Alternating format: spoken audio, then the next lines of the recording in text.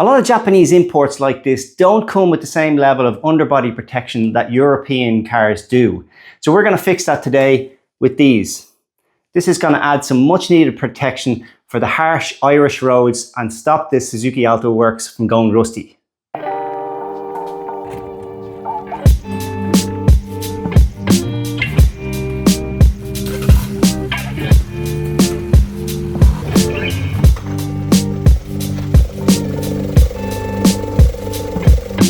And here are the products I'm going to be using.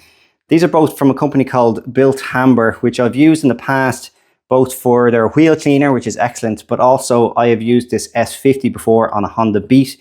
I'll link down to that video in the description if you're interested.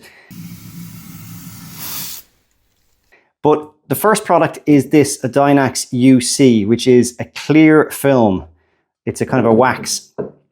And essentially this, you spray this on the underbody in the arches or anywhere that's not protected, that's bare metal. And it's a clear wax, which means it's not going to hide any rust that may appear later on and you won't know is kind of bubbling under any underseal. So I recommend this just so you can keep an eye on how things are going and you can always top it up. It's actually fairly affordable as well. This second one is a slightly different one in that it's a kind of a thicker solution as far as I know. But it comes with this nozzle which has a 360-degree nozzle. I don't know if you can focus on that, but this essentially goes into the cavity, so things like your chassis rails, and protects it from the inside. So before I apply these products, what I need to do is to thoroughly clean the underside of the car where I plan to spray all this. So what I'm going to do to start that is I have a general kind of engine and cleaner and degreaser here. This is a water washable solution I've used in the past for various things. And I'm just going to spray the underside of the car with that. Then I'm going to use my power washer here, which with a foam lance, and maybe put some fairly harsh washing up liquid or something into that to break down any further grease. I'll scrub it all with a brush using the power washer. This kind of goes on the end of it. And then to give it a final rinse with clean water, I'll use this right-angled one. What this right-angled one allows you to do is to use the lance and actually just put it directly underneath the car and kind of push it in as far as you can on both sides. I will also be jacking the car up to get good access for that when I'm going to be spraying this. So first step first is cleaning. By the way, if you don't know why this channel is called Jazda, it's because I once put a Jaguar engine into a Mazda MX-5, hence Jazda.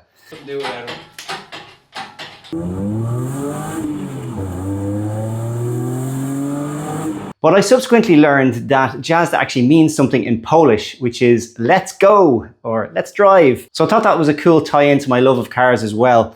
So I made this hoodie and it's available on my shop, jazdashop.com. And it has in Polish here, Jazda, let's drive in English, Araglin in Irish, and finally in Japanese. So have a look on the shop.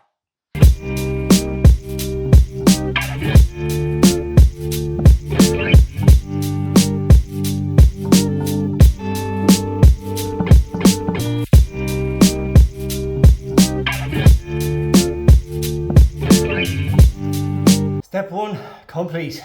Okay, the paint booth is all prepped and ready to go. So, anytime you're spraying like chemical or paint or underbody or anything like that, there's a chance that those particles are going to go all over your paint.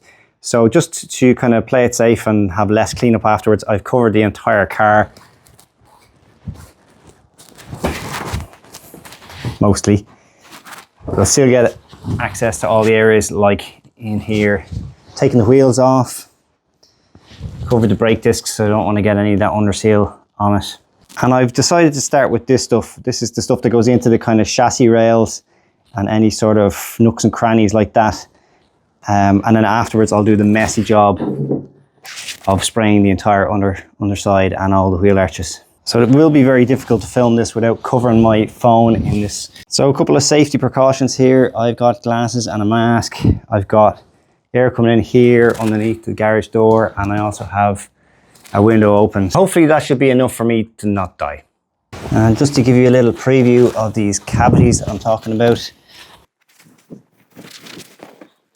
So these are the core kind of chassis rails that run down both sides, and you can see here that there are holes dotted all the way along.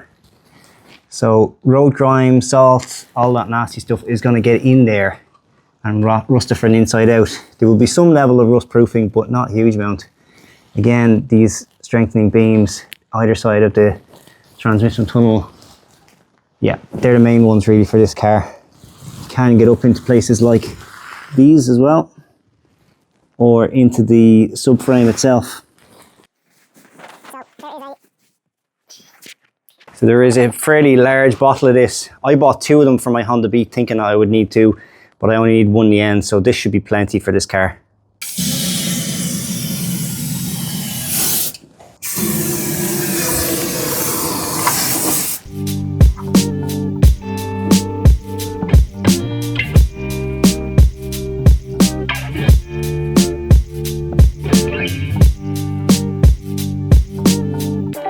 So as you can see, that was pretty straightforward. You just look for as many holes in the chassis rail and underneath the car as you can possibly get to, and just put loads of that in. I'd say I've used maybe 3/4 of this, so 1 can is definitely plenty for a small car. Next up is the messy job, so it's mask and glasses on.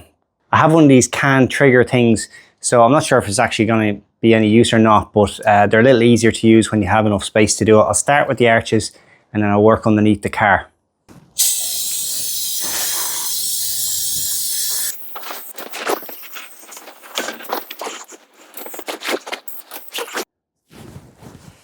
So it goes on like a very kind of wet, glossy, almost like a lacquer, slightly creamy texture to it. So you can see where you've sprayed, which is good.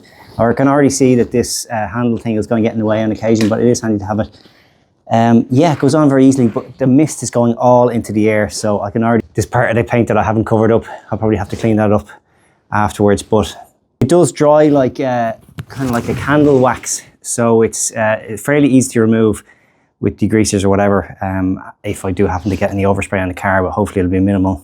And before I forget to mention, they say that this can take up to 4 days to dry. Now this is stored in a garage, it's kind of warm in here, so I'd imagine it'll probably be less than that, but you can drive the car within 30 minutes after applying this, so it's not like your car is totally out of action.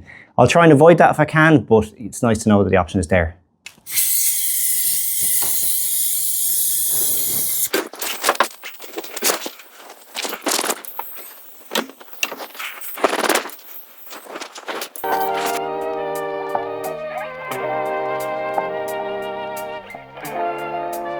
Well, I've got the door wide open now to get some of the fumes out of here. I used pretty much all of this can with 2 light coats, so it was fairly straightforward. I'd say it only took me about 40 minutes all in to do both the cavity stuff and the underbody stuff. So yeah, pretty quick. Hopefully there won't be too much cleanup afterwards, but I'll see. And here's what it looks like after it has dried. Just has a kind of a matte, like a candle wax kind of finish. So that is it. It's about an hour later and we're all done. And one big bonus is the smell is almost completely gone. Yeah, I did have the garage door open, but yeah, there's no smell kind of reeking into the house. As you can see over there, we have a door which goes into our house. So that was one thing I was worried about. So cool. As far as cleanup, there doesn't really seem to be any overspray on the paint. One area that I did need to clean up was on the garage floor itself. So I just got some hygiene wipes and it just came straight off. So yeah, impressed. If anyone is thinking about doing a cavity wax and underseal, I would highly recommend the Bilt Hamber stuff. I did a lot of research before I chose that brand and they do seem to get a lot of good reviews online. So hopefully this will stand the test of time. If I have to top it up in a couple of years' time, I can now see it's actually not that big of a job. So hopefully that's helpful. Slán!